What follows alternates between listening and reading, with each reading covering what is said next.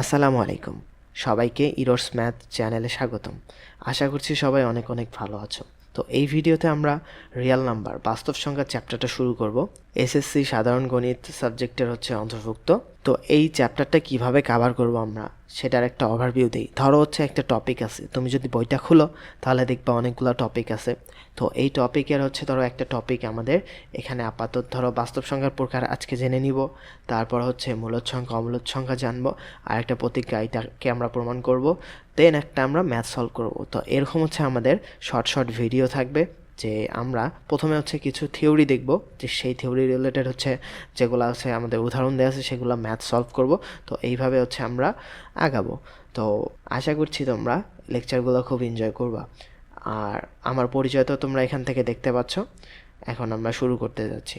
তো বাস্তব সংখ্যার প্রকার। তো বাস্তব সংখ্যাটা আসলে কি, তুমি যত সংখ্যাই দেখো না কেন, সেই আমাদের 1-2 বলো, তারপর √2 বলো, যেগুলো আছে সব সংখ্যাই কিন্তু আমাদের বাস্তব সংখ্যা।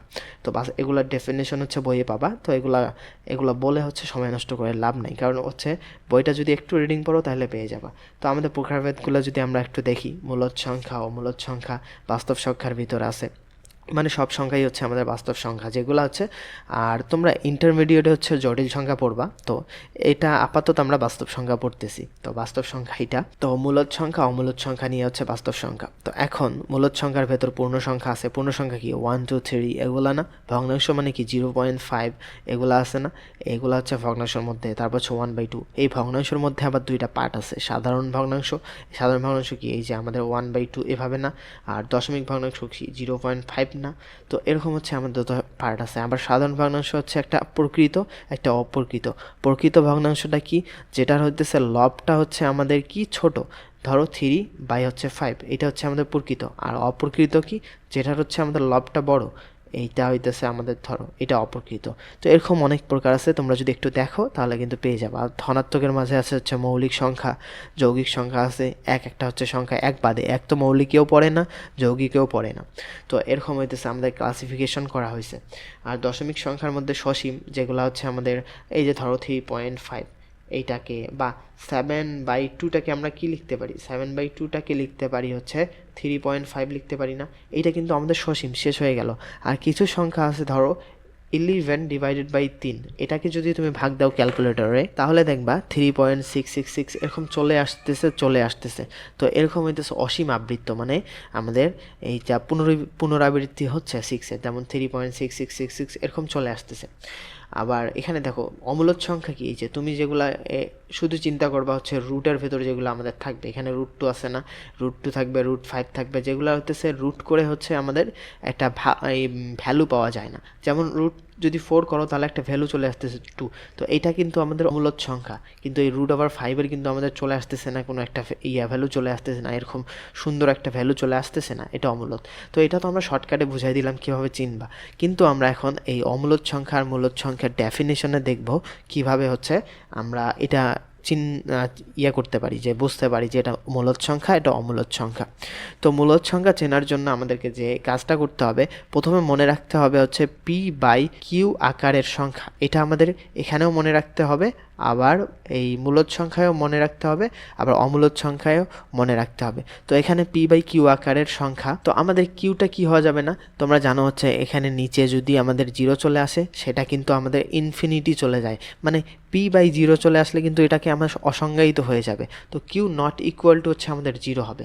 তো p/q আকারের সংখ্যা, আর পি আর কিউ এর আমাদের পরিচয়টা কি হবে, এখানে পি ও কিউ হইতেছে আমাদের পরস্পর সহমৌলিক সংখ্যা হবে। তো পরস্পর সহমৌলিক সংখ্যাটা আসলে কি, তো সহমৌলিক সংখ্যাটা বোঝার জন্য আমরা যে কাজটা করব, এখানে একটু যদি আমরা শর্টকাটে এভাবে বুঝাই দিই তাহলে দেখো, সহমৌলিক সংখ্যা একটা সংখ্যা তুমি 3 নিলা, আরেকটা সংখ্যা কি নিবা, ধরো আমরা আরেকটা সংখ্যা নিব 11।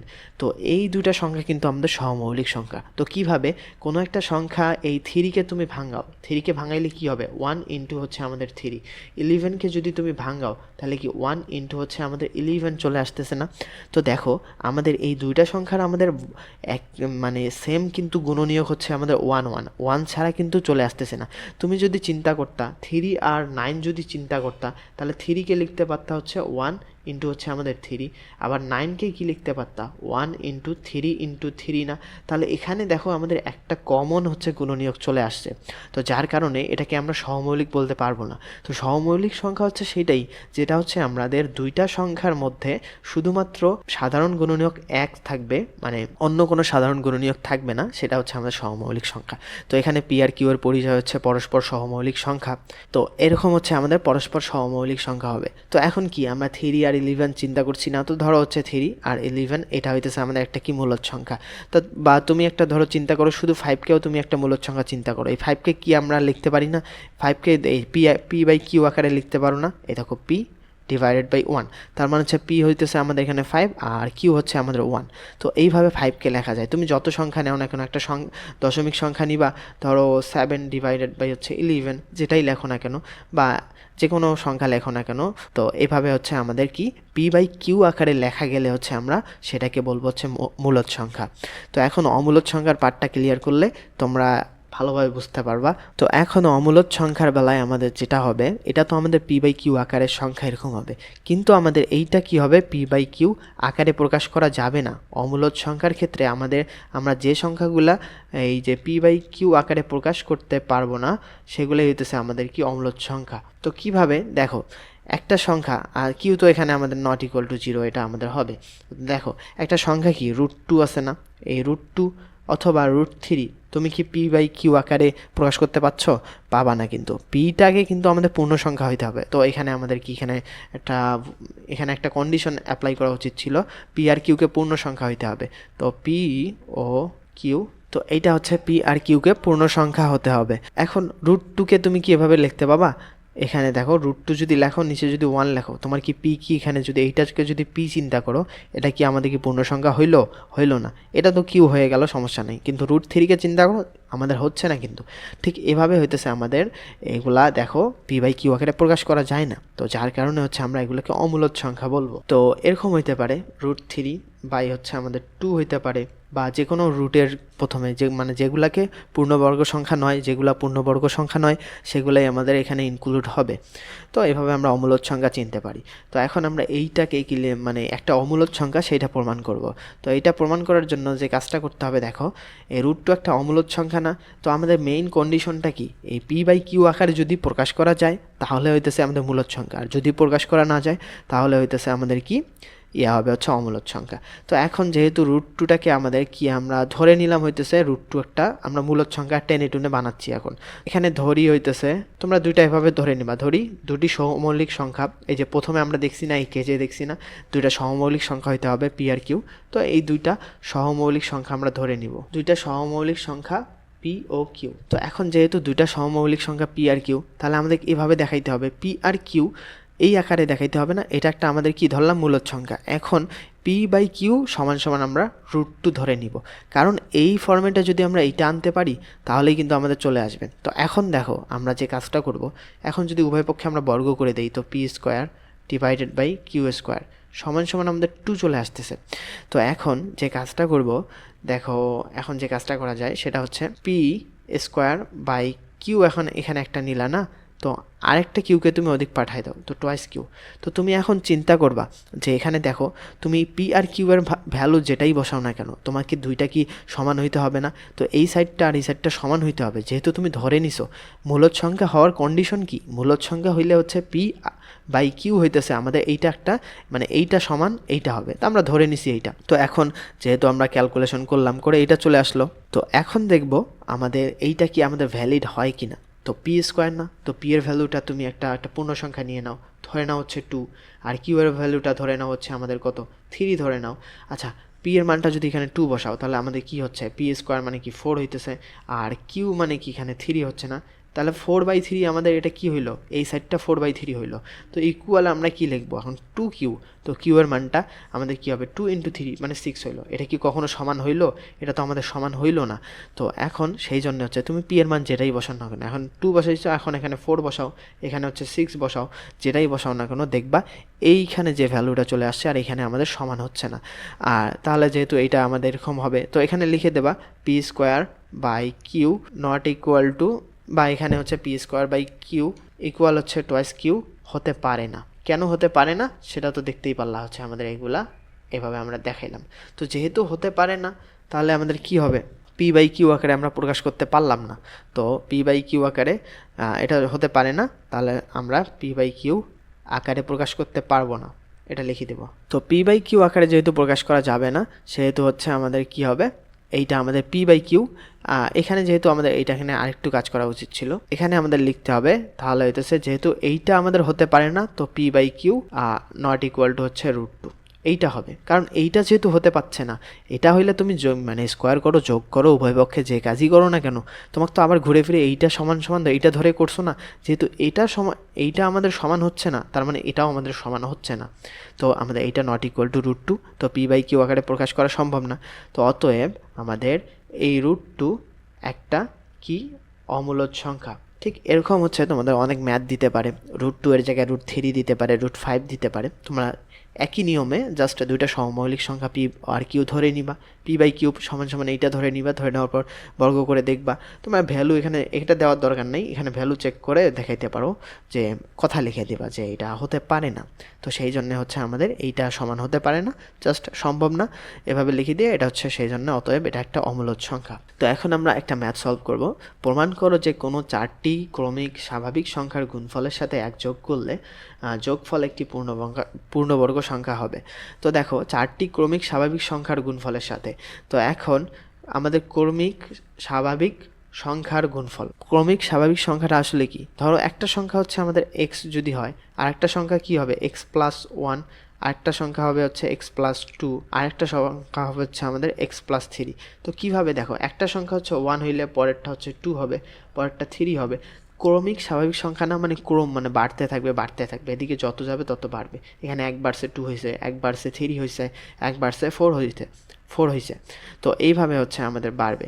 তো এখন এইখানে আমরা 4টা এখানে ধরে লিখে নিবা হচ্ছে ধরি বা আচ্ছা ধরি তোমরা লিখবা ধরি, এইটা হচ্ছে আমাদের 4টা ক্রমিক স্বাভাবিক সংখ্যা, এটা পাইছি। তো বলছে স্বাভাবিক সংখ্যার গুণফলের সাথে 1 যোগ করলে, তার মানে হইতেছে আমাদের প্রশ্ন মতে এখন সবগুলাকে গুণ করে দিব, x+1 ইন্টু হচ্ছে আমাদের x+2 ইন্টু হচ্ছে x+3। তো এইটা আমাদের আসবে, এটার সাথে কি করতে হবে, 1 যোগ করলে, 1 যোগ করলে যে যোগফলটা হইলো না, এটা একটা পূর্ণবর্গ সংখ্যা আমাদের দেখাইতে হবে।